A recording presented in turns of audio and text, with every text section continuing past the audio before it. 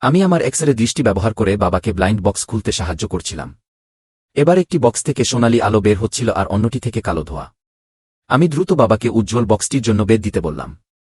তবে সবাই আমার পছন্দের কথা শুনে হাসাহাসি করছিল, কারণ এই বক্সটি আগুনে পুড়ে গিয়েছিল এবং ভেতরে কোনো সম্পদ থাকলেও তা এতক্ষণে ধ্বংস হয়ে যাওয়ার কথা। কিন্তু বাবা আমাকে বিশ্বাস করে সেটি কিনে নিলেন।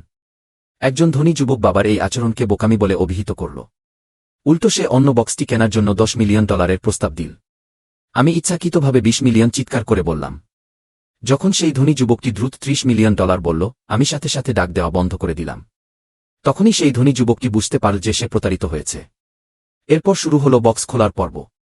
আমার বেছে নেওয়া বক্সটি পোড়া আবর্জনায় ঠাসা ছিল, অন্যদিকে সেই ধনী যুবকের বক্স থেকে একগুচ্ছ নীলসাদা চীনামাটির পাত্র বেরিয়ে এল। সে যখন তার পাওয়া জিনিসগুলো প্রদর্শন করছিল, তখন আমি সেই পোড়া আবর্জনার মধ্যে একটি অক্ষত কাঠের বাক্স দেখলাম। তার ভেতরে আসলে একটি অমূল্য বিখ্যাত ছবি ছিল। এই সময়ে সেই ধনী যুবকের প্রাচীন নিদর্শনগুলো আধুনিক নকল হিসেবে প্রমাণিত হল। সে তার পছন্দের জন্য গভীর অনুশোচনা করতে লাগল।